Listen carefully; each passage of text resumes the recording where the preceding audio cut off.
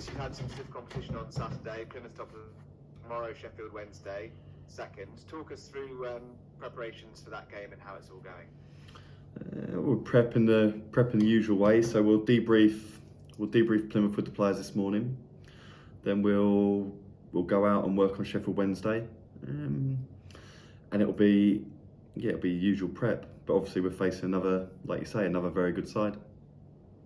Quite a tight turnaround for you with two really decent sides. I mean, does that play into it at all, or are you sort of still thinking get the job done?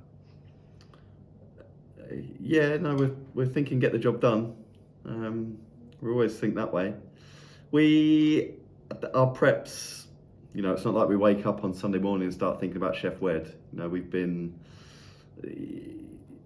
as a staff, we've been working on Chef Wed for the past week, 10 days now. So all of that's boxed off, and then we'll watch their Fleetwood game. Look for see if there's anything different or anything that might surprise us from that. Obviously, the players rest yesterday. They come in, we relay the information to them,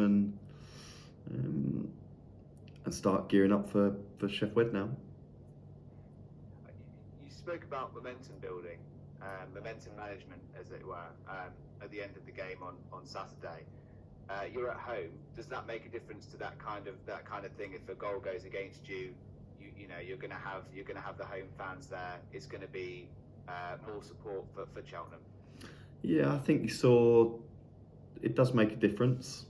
So I think you saw that in the Derby game, our last home game. I think the players can feed off the players do feed off the support and the energy of the crowd, and it can help and it can give us a lift. And I think certainly at our place, I've said it loads of times before, it's a tight ground. It'll be busy. It'll be noisy, and I think Wadham Road's a really good place to play football when it's like that. And then one final one as well. Did you ever get an answer from the ref on that tackle on Elliott Bonds at all? I know you mentioned that as well. Only afterwards. Only when I went to see him afterwards, and he told me that he saw it, but didn't think there was much wrong with it. Which it is, and if he's seen it and he's deemed that a fair tackle, I would say he's got that wrong. Fair enough, thank you. John? Well, just on the ref, you were quite keen to have a chat with him about your yellow card, I think, as well. Obviously, the fan has now been banned indefinitely by Plymouth, who are investigating the incident. What did he make any comments to you about that? I didn't speak to him. I didn't speak to him about my yellow card, because I'd imagine by the letter of the law, but I'd imagine technically I've gone on the pitch, so I'd imagine it is a yellow card. So it's probably futile getting into that. I thought I had decent justification for going on there, to be honest. And you'd have thought there'd have been a bit of common sense applied, but I'd imagine he's got to stick to the letter of the law. I was more concerned with just the general management of the game. Like, I don't want to keep going over old ground. He blocks little things, blocks James Olayinka. Like, he actually linebacks James Olayinka for the second goal.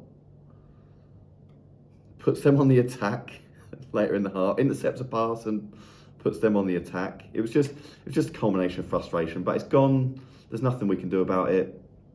Like everybody else, refs have bad days. We've been on the end of it. Let's just forget it and move on. Yeah, Will Goodwin seemed, I mean, it wasn't very nice for him. I thought he, watching the footage back, handled it very maturely. Probably got involved as little as he could, didn't he? Does he seem all right after the incident? Yeah, he's absolutely fine. And I think the really bad thing is you almost accept it as part and parcel of the game, and that shouldn't be the case. But no, he'll be absolutely fine, and then we'll move on. It's for other people to investigate how it happened and How is Elkan Baggett? Do you expect him to be back involved potentially for his debut against Wednesday? Yeah, I'm expecting Elkan to train this morning, so it was nothing too major. Yeah, and like you said, you at one point you were down to 4 defenders, weren't you? Now, obviously, Lewis is still out, but you've got Charlie Raglan back, you've got Tom Bradbury, and you've got Elkan Baggett as well. So there are suddenly decent options in that area now. Yeah, decent options, decent competition, and we do need to get back to. And it's not just a back 5 thing or a back 3 thing, but we do need to get back to being a little bit more resilient, a little bit tougher to beat. So for as much as I can complain about the ref's role, and we are culpable as well. There are elements to all the goals that we need to do better collectively. Yeah, obviously quality of opposition has been a big part of some of the results, but has there been a conscious effort to be a bit more adventurous? Because like we spoke about on Saturday, first half of the season, it was almost every game seemed to be nip and tuck tight one way or the other. There've been a lot more goals flying in at both ends recently, haven't there? Has that been something you've actually targeted to be a bit more adventurous? Yeah, we always target trying to score. We're always looking to evolve and get better and look at what areas we can improve. And an obvious one at times was, I spoke to you before about scoring more goals, having more of a presence, more of a cutting edge in the top third of the pitch. And there's been a lot of thought and a lot of work gone into that. Just got to be careful you don't throw the baby out with the bathwater, and we want to strike a nice balance between getting the two. How do you sort of sense the players' belief is? Because you have spoken a lot about them just worrying about the performances, which have been pretty positive mostly. Do you feel like they're retaining that belief, or do you think because of the results, it's bound to be a bit of a challenge to keep that? No, I do. No, I do. To be honest, I do. It's one thing that I'm really conscious of monitoring. So you have to make sure that they're resilient and that they're able to stay a little bit objective, and because they care and they're professional footballers, and if you lose a game, they do. I think it's natural to beat yourself up, but I think they can take a lot of heart in the performances and how they're playing, and it's consistent messages. Like if they just keep performing to the same level, then sooner or later they'll get their rewards. It's if they start becoming a little bit dejected or losing heart. That's when you'd worry and you'd have to pick them up. But no, you watch them quite closely, and I think they take a lot of heart from performances like Derby, like Saturday. Yeah. And you can probably put Sheffield Wednesday away in that category as well, can't you? I think they've only lost once since then. It was only 1-0, I think, with 5 minutes or so to go, and you were having a bit of a go at them, and then suddenly they score the screamer for Bannon, and it looks a bit. I think it was a bit flattering, wasn't it? 3-0 in the end. Yeah, possibly. I thought in terms of our performance up there, I thought the first 10 minutes we took a little bit of time to settle into it, whether that was system, stadium, whatever. But from then on, we were very good. And yeah, the game was live really until sort of Bannon popped one in from 30 odd yards. But they're another really good side. So I think they're 19 unbeaten. I think they've had 7 clean sheets in the last 9. They've drawn away at Southampton in the League Cup. They've knocked Newcastle out of the FA Cup. But they've got to lose at some point. I think Bannon's been injured recently, hasn't he? So not that the players that have come in are bad, but that's one positive. No, they've got a good squad. They've got a really good squad, and what they do have is they're adaptable. So if it's they've got good physicality. So if it's a scruffy game, they can grind one out. They've got good footballers, your Bannons and your Byers. So if it's a football game, they can pass their way through it. So that's why they're at the top of the league. how's Ryan Jackson's back? He's hoping to assess him this morning, so hopefully we'll get him out on the grass and he can do a little bit of work today, and he'll be available for tomorrow. The other lads, I know none of them are that close, but Adshead, Freestone, Circum, they all progressing as you'd like, as far as you know? Yeah, I think they're all. Lewis is obviously. We can't do anything with Lewis for 6 weeks to speed it up. He does need the recovery time, and then we'll push him. Cirks is, I think his boot should come off the next day or two. And Dan Adzed is.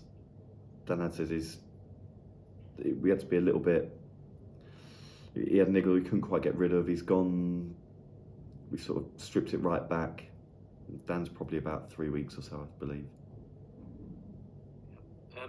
Not trying to create a story out of nothing here, but Alfie's obviously on form. How, we've asked you a lot of times about players coming in, but how much concern is there that somebody might come in and have a little a bid for Alfie, because he's doing it consistently again in League One, isn't he? And people will obviously be aware of that. Do you slightly worry that somebody might come in and make an offer the club can't refuse?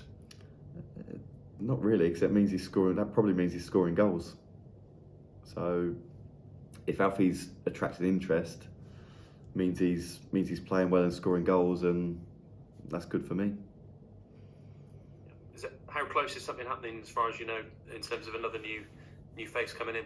I'm waiting to see Mickey this morning, so we'll. I think once train's out the way, we'll sit down and we'll see where we are. But what is it? I don't know what there is. 8 days. 8 days left, something like that. So, yeah, lots of conversations, lots of targets. I couldn't tell you for certain how close anything is or isn't right now. But do you think it's unlikely there'll be anybody in for today that could play tomorrow night? Is that unlikely? Yeah, I think so. I'm not aware of anything happening imminently. Yeah, just the latest in the series, Wade. You did score against Sheffield Wednesday at Turf Moor. I think you put Burnley 1-0 up, and then Dion Burton equalised a few minutes later. How much do you remember about that one? You've stumped me there. I thought you were going to ask me. I scored for Bournemouth. We beat. I've gone for the more recent one. Yeah, but I think it's more relevant, isn't it? We beat, Bournemouth were. I think it was League One. Bournemouth it wasn't Premier League Bournemouth back then. Sheffield Wednesday were the big dogs coming to town. We beat them 1-0. I thought you were going to ask me about that one, John. I don't remember I've done all my research on that. I don't remember the Burnley one. Okay, talk me through that one then, because that does sound like a more significant one. Yeah, no, I think it was last minute. Last minute, someone put me through, swung a bit of a swinger, flew in, and that was at the time. It was a big win. Big win. It might have been one of the. I don't think Bournemouth probably played Sheffield Wednesday too many times at that point. So yeah, that'd be take that again.